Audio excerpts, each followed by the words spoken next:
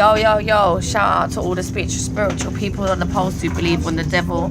Way to go, not practicing what you preach. Anyway, yeah, so first of all, true spirituality is everything. It's understanding and owning everything, knowing all about yourself. So if you think everything is you and you start believing in the devil, then guess what? You just attributed a small part of your soul as to being the devil. Okay, so that's what it means. You might not think that is. You might think there's something else external apart from your all, but you cannot have all and external in the same. Those two things cannot exist together. All is whole. Okay, so when he says it's Satan that doesn't exist and women are not real, it's because he understands the beauty of everything in all, and he is all, and it's no part of him that is the devil. Okay, now sometimes there are parts of us that do bad things, and there's sometimes parts of us that feel pain, and yes, those things are certainly not pleasurable for us to experience, but they are definitely useful. They're not evil. Evil is our choice. Evil is our choice as well to not believe in ourselves and to not believe in the consciousness of other things. So when he made the comparison and he talked about meat and stuff like that as well, you might not think you're being evil, but if you guess what, if you ask the chicken on your plate whilst it was alive if you're being evil or not, I wonder what that chicken would say. Using your own common sense, guys. I'm sending all my love to you this one. I'm trying not to be too sarky on it, yeah, but I'm all for you to think, please, yeah. What do you think that chicken would say? You think that chicken would consider you evil whilst you're there crunching on its bones? Yes, it would. It would definitely consider you evil.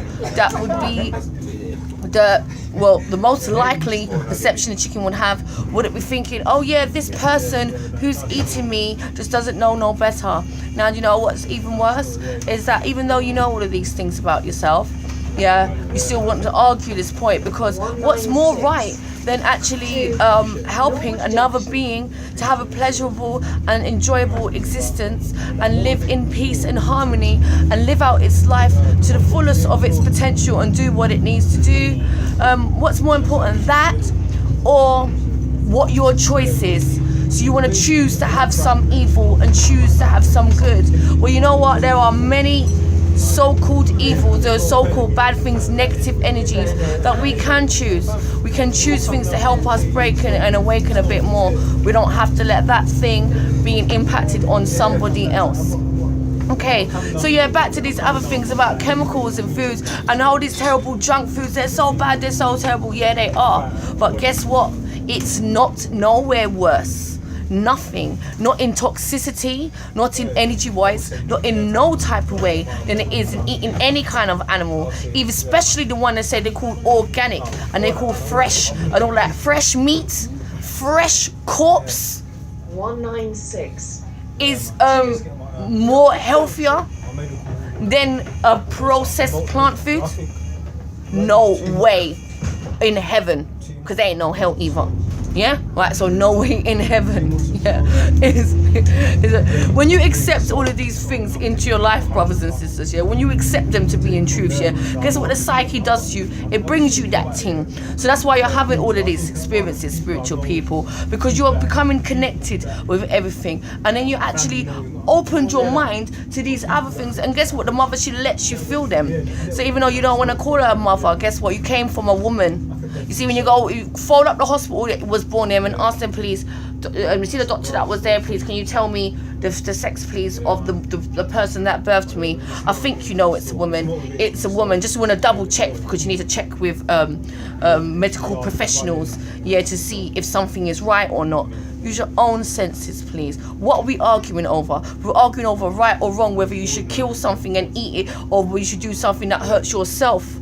I've got a choice in how I want to hurt myself, yeah? But guess what? I never inflict harm on nobody else. If I ever inflicted harm, it was inflicted on myself. And you know what? That's bad. And that's the state of the world that it's in as well. So guess what? When we stop hurting other beings first, that's when we start to love ourselves and be better to ourselves as well. Yeah? Since becoming vegan, I neglect myself even more. Even less and less. Yeah, coming away from those things. So yeah, right, that includes drink, drugs, all of that. See this body now, this body is fresh from none of that. No, all I do is smoke weed. Yeah, I plant. Know that. Yeah, and I do it to be connected. I don't do it because it's just like recreational. I do it because I want to be connected, because I want to meditate, because I want to feel something. I'm using it. I'm not just doing it because it's a fashion statement. The ego has to go now, guys. We need to stop arguing about these stupid things. It's dumb. You know, because I'm looking at everybody there, and I'm even noticing a couple of people who's making comments and liking on certain things, and those are your own ego that's biting, you know. When you see someone else say, oh yeah, well I think it's my choice and everything, and you know you're going through those things here, you want to hold that finger, hold it back, yeah, and don't press too soon, yeah, because you're really pressing yourself out of an opportunity to do something good for yourself. It doesn't have to be this way. We can grow, we can do better, we can be better, we can actually help the world rather than throwing around these negative deceptions, yeah, and getting other people to follow them because we haven't got the guts to come out of them ourselves.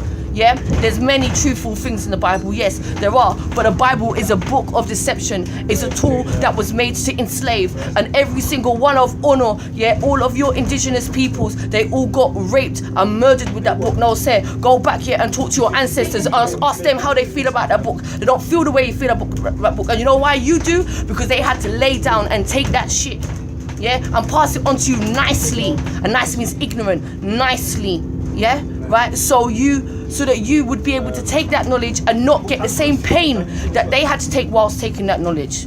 Yeah, they did that for you, and now for them we can do something. Now for them we can stand up and know the truth, yeah, and we can actually say, you know what, we know you use our knowledge and you put it in the book, but we're gonna take that knowledge back and find out what it really means. And the way we do that is by connecting everything of all what we got, yeah, all. So all doesn't leave no room, yeah, for anyone to be looked down upon, or any part of us to be looked down upon. So when these books give you these images of these characters, of these deities, a deity, you know, a godlike figure to be feared, do you understand? That's what they're trying to tell you when they're giving you Satan. Yeah, now look at the word Satan as well. The S on there, what's that? The S is for the serpent.